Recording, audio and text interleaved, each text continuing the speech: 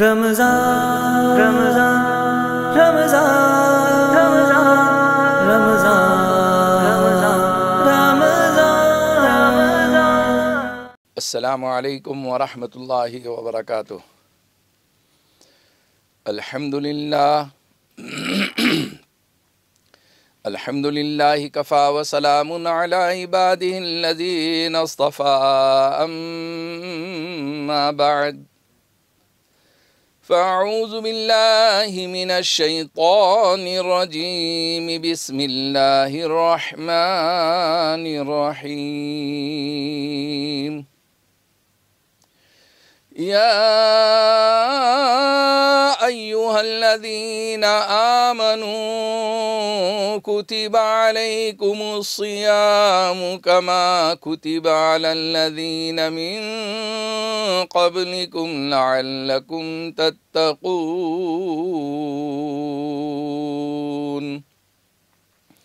وقال اللہ تبارک و تعالی فی شان حبیبہ، ان اللہ وملائکتہ یصلون علی النبی، یا ایہا الذین آمنوا صلوا علیہ وسلموا تسلیما۔ اللہم صلی علی سیدنا محمد النبی الامی وعلی آلہ واصحابہ البررۃ الکرام، وعلی سائر الانبیاء والمرسلین والملائکۃ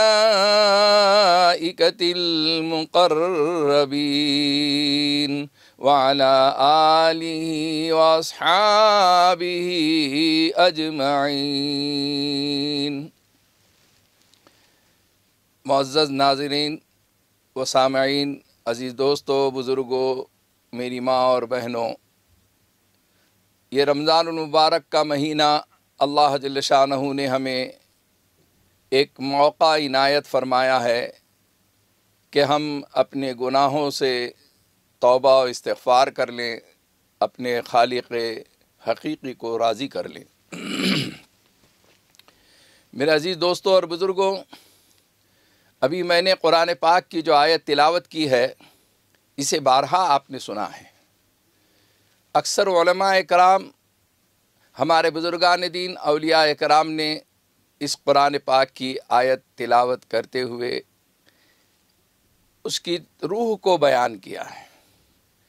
اللہ جل شانہ نے ایمان والوں سے خطاب کر کے فرمایا، یا ایھا الذین آمنوا کتب علیکم الصیام، اے ایمان والو، تمہارے اوپر روزے فرض قرار دیے گئے، جیسا کہ پچھلی قوموں کو ہم نے روزے عطا کیے تھے، فرض کیے تھے۔ لعلکم تتقون، اس روزے کا خاص مقصد یہ ہے کہ روزے دار کے اندر تقوی اور پرہیزگاری پیدا ہونا چاہیے۔ تقوی، اللہ کا خوف، اللہ کا ڈر، اور ایک وہ صفات جو بزرگان دین، اولیاء اکرام کے اندر ملا کرتی تھی کہ انہیں متقی اور پرہیزگار کہا جاتا تھا، وہ نسبت حاصل کرنے کا ایک اللہ نے ہمیں موقع دیا ہے کہ ہماری زندگی کے اندر تقوی اور پرہیزگاری اس روزے کے ذریعے سے کیسے بہترین انداز میں آتی ہے۔ میرے عزیز دوستوں اور بزرگوں، اس آیت مبارکہ کے اندر اللہ جل شانہ نے پہلی بات روزے کی، اور دوسری بات پچھلی قوموں کو بھی روزہ فرض قرار دیا گیا تھا، اس کا تذکرہ، اور تیسرا اس کا مقصد یہ ہے کہ تقوی ہماری زندگی کے اندر آ جائے۔ اب اگر روزے رکھ کر بھی تقوی نہیں آتا ہے تو ہمیں بہت زیادہ احساس کرنا چاہیے، ہمیں کوشش کرنا چاہیے کہ ہم تقوی کیسے لا سکتے ہیں، اپنے اندر تقوی کیسے پیدا کر سکتے ہیں۔ میرے عزیز دوستو، رمضان المبارک کے ماحول کے اندر آپ نے دیکھا کہ اللہ کا خوف کس قدر دل کے اندر پیدا ہو جاتا ہے۔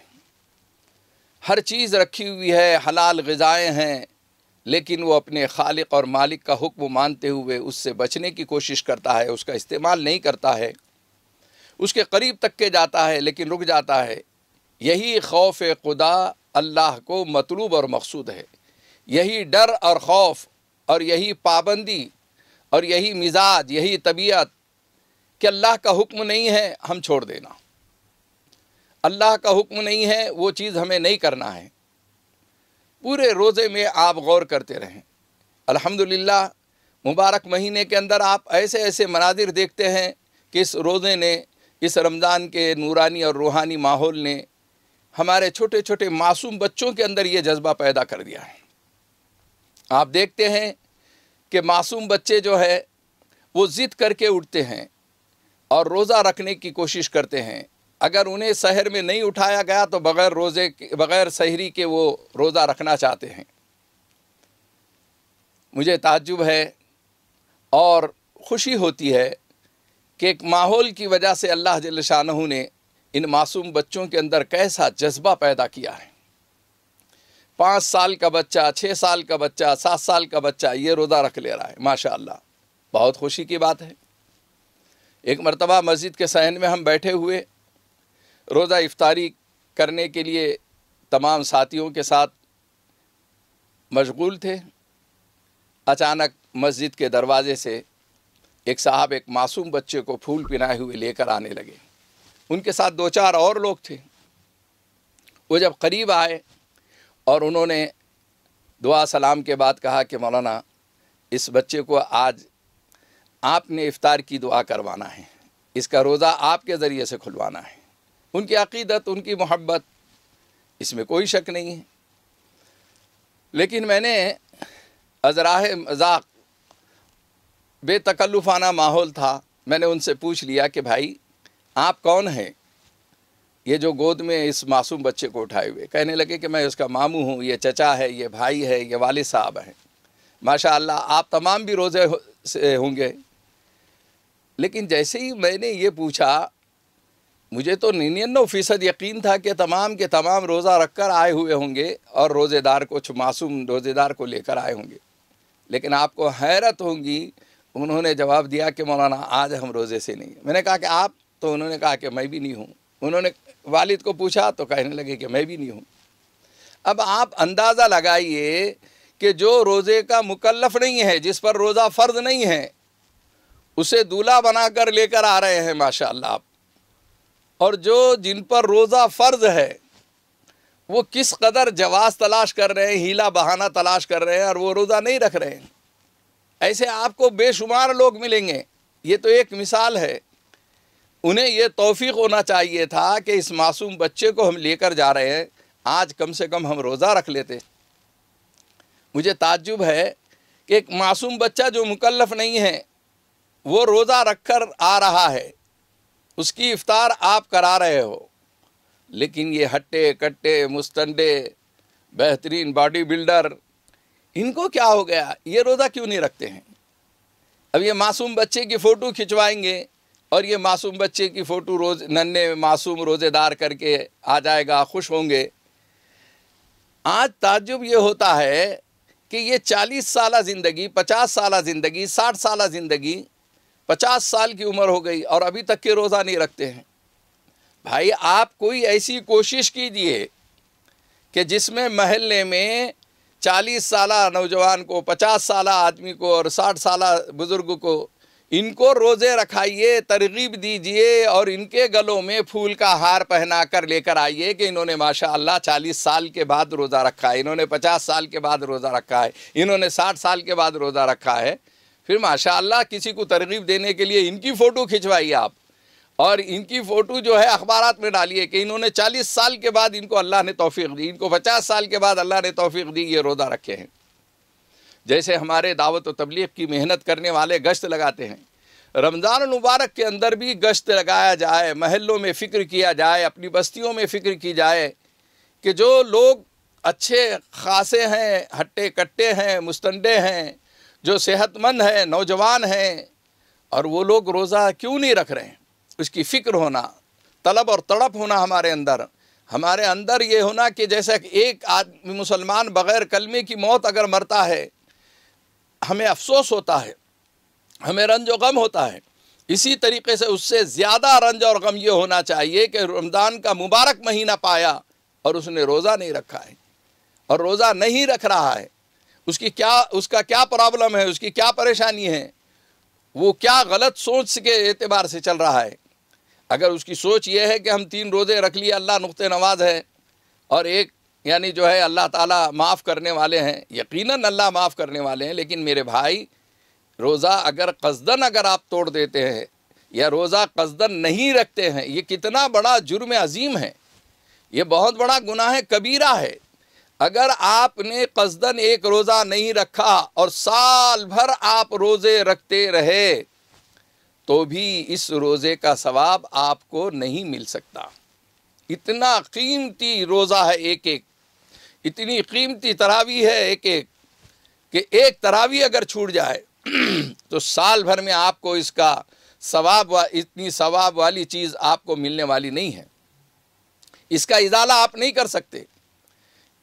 تو اس لیے میرے عزیز دوستوں اور بزرگوں، روزہ معصوم بچوں پر فرض ہے ایسا نہیں ہے، وہ ایک ماحول کی وجہ سے، گھر کا ماحول تھا سب اٹھ رہے ہیں وہ بھی اٹھ گیا، اس کو اگر توفیق اللہ تعالیٰ دے رہے ہیں تو ان نوجوانوں کو، ان اچھی صحت والوں کو سوچنا چاہیے کہ مجھے کیوں توفیق نہیں مل رہی، اللہ کی طرف جو ہے رجوع ہونا چاہیے۔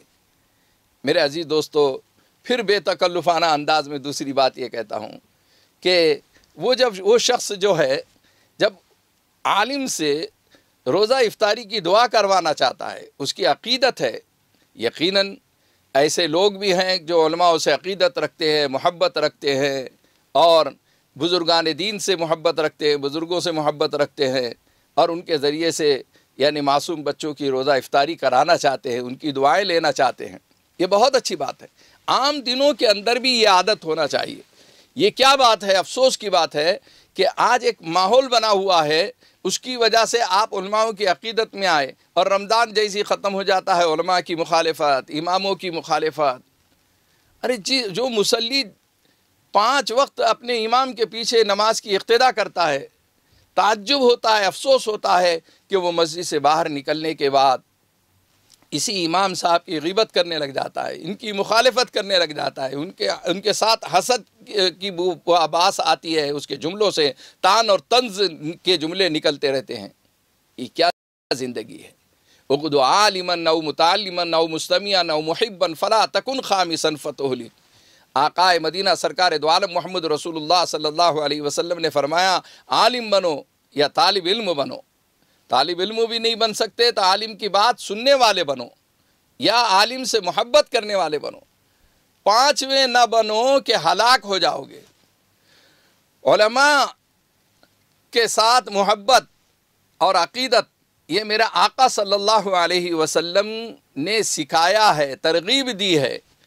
آپ عالم کا مقام پہچانو، وہ انبیاء کے وارث ہیں، ان کا مقام میرے آقا صلی اللہ علیہ وسلم نے عطا کیا ہے، وہ سرٹیفکیٹ ہے، وہ سند ہے، اللہ نے عطا کی ہے، نبی نے عطا کی ہے۔ اس کے باوجود ہم ان کے اندر کیڑے نکالتے رہتے ہیں کہ علماء کو ایسے رہنا چاہیے تھا، علماء کو فرشتے رہنا چاہیے تھا، ان سے ذرا سی بھی یہ غلطی نہیں ہونا چاہیے تھا، امام صاحب نے ایسا نہیں کرنا چاہیے تھا۔ آپ کون ہوتے میرے بھائی؟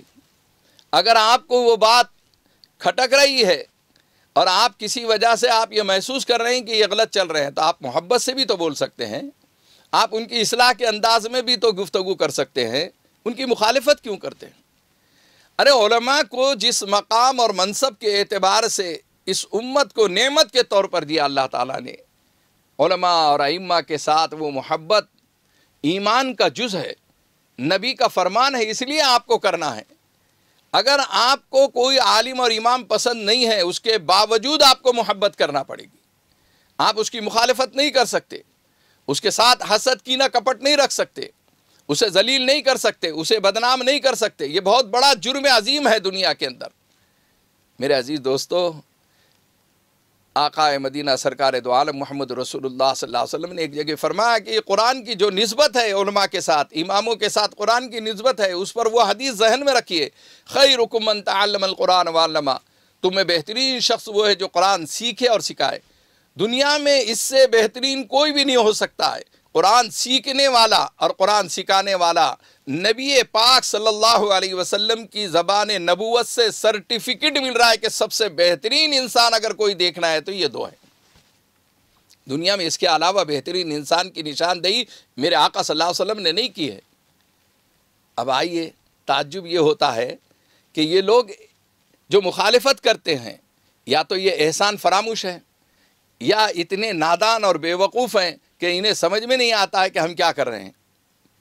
اب جس بچے کو، معصوم بچے کو روزہ افطاری کسی عالم نے دعا پڑھا دی یا افطاری کروایا، عقیدت ہے۔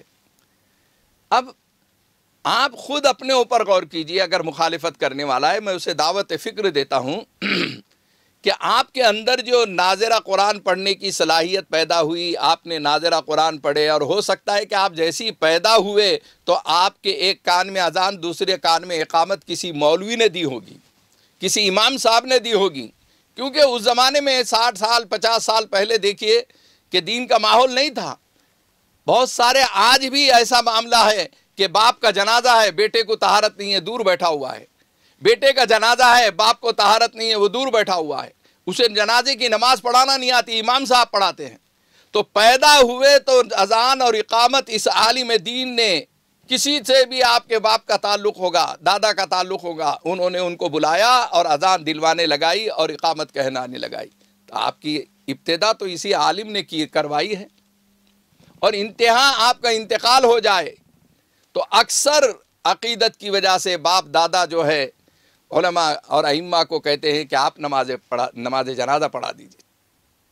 تو آغاز میں بھی مولوی نے آپ کے ساتھ کچھ نہ کچھ احسان کیا، اور انجام کے ٹائم پر بھی جو ہے کیا۔ بیمار ہے، روح نکل نہیں رہی ہے، سورہ یاسین پڑھنے کے لیے کسی عالم دین کو، کسی امام کو بلایا گیا، بیماریوں میں کسی سے دعائیں کروائی گئی۔ آپ پوری زندگی میں دیکھیے کہ پیدا ہوئے تو اذان اور اقامت کسی عالم نے دیا، تمہارے باپ نے نہیں دیا، تمہارے دادا نے نہیں دیا، اس لیے کہ وہ جہالت کی وجہ سے اپنی زندگیوں میں وہ خود افسوس کرتے تھے۔ اور ان علماء اکرام کا احسان ہے، ان اماموں کا احسان ہے کہ انہوں نے اقامت اور اذان دے کر تمہیں ایک مسلمان ہونے کے لیے ایک آواز لگائی ہے، ایک ترغیب دی ہے، شروعات کی ہے، آغاز کیا ہے۔ اتنا بڑا احسان ہے۔ اب آپ بولنے لگے تو ماشاء اللہ بسم اللہ کا آغاز ہو رہا ہے تو کوئی عالم دین، کوئی امام سے ذریعے بسم اللہ پڑھائی جا رہی ہے۔ ختم قرآن، ناظرہ قرآن کے لیے، آپ کو قاعدہ قرآن کے لیے کوئی آ کر ٹیوشن پڑھا رہا ہے، وہ عالم دین ہے یا امام ہے، وہ حافظ قرآن ہے۔ تو آپ کی تعلیم بھی ان علماء ائمہ کے ذریعے سے ہوئی۔ جوان ہوئے، آپ کے نکاح پڑھانے کا معاملہ آیا تو کسی عالم دین نے، کسی قاضی صاحب نے، حافظ قرآن نے آپ کا نکاح پڑھایا۔ آپ زندگی کے ہر موڑ پر، ہر میدان میں ان علماء اکرام کے احسانات آپ کے اوپر ہیں، ان کی رہبری اور رہنمائی آپ کے ساتھ ہے۔ اس کے بعد اب جو ہے، جو زندگی میں آپ کو کچھ ڈگری مل گئی، کچھ مقام مل گیا، عہدہ مل گیا، تو پیچھے پڑے تو بیچارے علماء اور اماموں کے ہی پیچھے پڑے۔ میرے عزیز دوستو، اس مبارک مہینے کے اندر آپ یہ طے کیجئے کہ جن علماء اکرام کا مقام، جن اماموں کا مقام حضور پاک صلی اللہ علیہ وسلم نے ہمیں سمجھایا ہے، اس کا احساس کیجئے اور اپنی غلطیوں پر توبہ و استغفار کیجئے ندامت کے ساتھ۔ دوسری بات یہ ہے کہ اس مبارک مہینے کے اندر خوب کثرت سے عبادت کرنا ہے، خوب کثرت کے ساتھ اللہ کی یاد کرنا ہے، اس قدر یاد رہنا ہے، یاد کرنا ہے، اتنا ذکر کرنا ہے کہ قرآن پاک کے اندر بار بار کہا گیا ہے کہ یا ایھا الذین آمنوا اذکروا اللہ ذکرا کثیرا، ایمان والو اللہ کا ذکر کثرت سے کرو۔ یہ نیکیوں کا موسم ہے، یہ نیکیوں کا ماحول ہے، اس میں خوب کثرت سے نوافل کا اہتمام، سنتوں کا اہتمام۔ اب ایک عجیب طبقہ پیدا ہو گیا ہے، مولانا نفل نہیں پڑھے تو چلتا نا، سنت نہیں پڑھے تو چلتا نا، فلاں چیز نہیں کرے تو چلتا نا، شارٹ کٹ دین۔ ایک نوجوان کا واقعہ یاد آیا کہ یعنی کم سے کم چیز کر کر بھی لوگ جو ہے اپنے آپ کے دل کی تسلی دے رہے ہیں کہ ہم دیندار ہیں، متقی پرہیزگار ہیں، ہم مسلمان ہیں۔ ایک نوجوان، رمضان سے 8-10 دن پہلے اس کی شادی ہوئی ماشاءاللہ، اور اس کی بیوی جو ہے بہت زیادہ صوم و صلات کی پابند تھی. یہ بیچارے جو ہے نماز وغیرہ پڑھا نہیں کرتے تھے، جمعہ کو جمعہ یا عیدین کو پڑھا کرتے تھے. اب خوش قسمتی ہے کہ ایک دیندار خاتون یعنی جو ہے اسے بیوی کی شکل میں اللہ تعالیٰ نے عطا کیا ہے. اب جیسی ایک ہفتے کے بعد رمضان کا چاند دکھا، سب سحر کو اڑ گئے. بیوی نے انہیں بھی اٹھایا. اب مجبوری میں سب کے گھر کے ماحول کی وجہ سے نئی نویلی دلہن ہے وہ اٹھا رہی ہے، مجبور ہو کے اٹھے، سحر کر لیے. 10 بجے کا ٹائم ہوا تو اپنی بیوی کو کمرے میں بلاتے ہیں، ڈانٹ کر کہتے ہیں کہ میں خاموشی سے کوئی دیکھنا نہیں، میرے لیے ناشتہ لے کے آؤ. 1 دن ہوا، 2 دن ہوا، 3 دن ہوا. تیسرے دن وہ بیچاری نئی نویلی دلہن شرم و حیا کی پہ کر ہمت کر کے پوچھتی ہے، اجی یہ کیا طریقہ ہے؟ اب آپ جو ہے سحر بھی کرتے ہیں اور ناشتہ بھی کرتے ہیں، روزہ نہیں رکھتے، کیا بات ہے ایسا؟ تو ڈانٹ کر امپریشن مارتا ہے اور یہ کہتا ہے کہ اللہ کی بندی کیا تو مجھے کافر بنانا چاہتی ہے؟ وہ پریشان ہو گئی، میں کیوں کافر بناؤں گی؟ میں تو آپ کو دیندار بنانا چاہ رہی ہوں. اللہ کی بندی کیا تو مجھے کافر بنانا چاہتی ہے؟ میں روزہ نہیں رکھتا ہوں تو کیا ہوا، کم سے کم سحری تو کر لیتا ہوں. میں روزہ نہیں رکھتا ہوں تو کیا ہوا، میں افطار تو کر لیتا ہوں. آج کے معاشرے کو اگر آپ غور کریں گے تو یہی چیزیں ملیں گی. ہم روزہ نہیں رکھتے تو کیا ہوا، کم سے کم سحری کر لیتے ہیں. ہم روزہ نہیں رکھتے تو کیا ہوا، افطار پارٹی کر دیتے ہیں، لوگوں کو افطار کرا لیتے ہیں. یہ کم سے کم کب تک چلتا رہے گا دین کے معاملے میں؟ میرے عزیز دوستو، آخر تک کے جو ہے غفلت میں رہتے اور آخر کے 3 روزے رکھتے ہیں یا 3 روزے رکھ کر دل کو تسلی دے دیتے ہیں. یہ مبارک مہینہ کوتاہیوں کا نہیں ہے، غفلت کا نہیں ہے. اپنا شعور بیدار کیجئے، دینی شعور کو بیدار کیجئے. آپ کوشش کیجئے کہ ایک تراویح بھی جانے نہ پائے، ایک مرتبہ بھی ایک روزہ یعنی چھوٹنے نہ پائے. یہ روزہ اگر ایک چھوٹ جاتا ہے تو سال بھر اگر آپ روزے رکھیں گے تو بھی وہ اجر و ثواب نہیں پا سکتے. اس لیے اس نورانی اور روحانی ماحول کے اندر آپ دیکھ رہے ہیں کہ بچہ جو ہے وہ بھی روزہ رکھ رہا ہے، معصوم بچیاں روزہ رکھ رہے ہیں. اور بعض لوگ کہتے ہیں، ایک بات پوچھتے ہیں تو اس کا جواب میں یہی رمضان کی مناسبت کا دیتا ہوں. لوگ پوچھتے ہیں کہ بھائی یہ آدمی نے ایک چلہ لگایا یا دعوت تبلیغ میں چلا گیا، کیسے اس کے اندر تبدیلی آ گئی؟ کچھ سمجھ میں نہیں آتا. اس نے شراب چھوڑ دیا، جوا چھوڑ دیا، غلط کام چھوڑ دیا. تو پھر میں انہیں سمجھاتا ہوں کہ رمضان کے ماحول میں جیسے معصوم بچے ماحول کی وجہ سے روزے کے لیے تیار ہو جاتے ہیں، نمازوں کے لیے تیار ہو جاتے ہیں، اسی طریقے سے مسجد والے ماحول میں اگر 40 دن کوئی شخص زندگی گزار لے، انشاءاللہ وہ تہجد گزار بن کر آ سکتا ہے، وہ نمازوں کا اہتمام کرنے والا بن کر آ سکتا ہے، وہ مسواک کا اہتمام کرنے والا بن کر آ سکتا ہے. اللہ کے راستے میں یا مساجد کے اندر رہنے میں اللہ تعالیٰ نے وہ تاثیر اور پاور رکھی ہے کہ بڑے سے بڑا گناہگار بھی جو ہے گناہوں کو چھوڑ دیتا ہے، غلط کاموں کو چھوڑ دیتا ہے. اس لیے آئیے ہم سال بھر رمضان کا ماحول اپنے گھروں کے اندر بنائیں گے. ہم اپنے گھروں کو اسلامی مملکت بنائیں. آپ پریزیڈنٹ آف انڈیا بن جائیے جیسا، تو پریزیڈنٹ آف ہاؤس بن جائیے. آپ اپنے گھر کے اندر ایک اسلامی سلطنت قائم کیجیے. آپ کی بیگم صاحبہ کو پرائم منسٹر بنا دیجیے، آپ کے بیٹے کو جو ہے وزیر داخلہ بنا دیجیے، کسی کو وزیر خارجہ بنا دیجیے. اسلامی مملکت آپ اپنے گھر کے اندر قائم کر لیجیے کہ اللہ کے رسول صلی اللہ علیہ وسلم کی ایک سنت نہ چھوٹنے پائے، ایک اللہ کا حکم ٹوٹنے نہ پائے. آپ اپنے گھروں کے اندر اسلامی ماحول کے اعتبار سے ایسے رمضان کا جو ماحول ہوتا ہے اسی کو 11 مہینے باقی رکھنے کی کوشش کیجئے. سب کے اندر دینداری، تقوی اور پرہیزگاری پیدا ہوتے ہوئے نظر آئے گی، اور جو اللہ کو مطلوب اور مقصود زندگی ہے وہ مطلوب اور مقصود زندگی ملنے لگے گی. اللہ جل شانہ مجھے آپ تمام کو عمل کی توفیق عطا فرمائے. وآخر دعوانا ان الحمد للہ رب العالمین.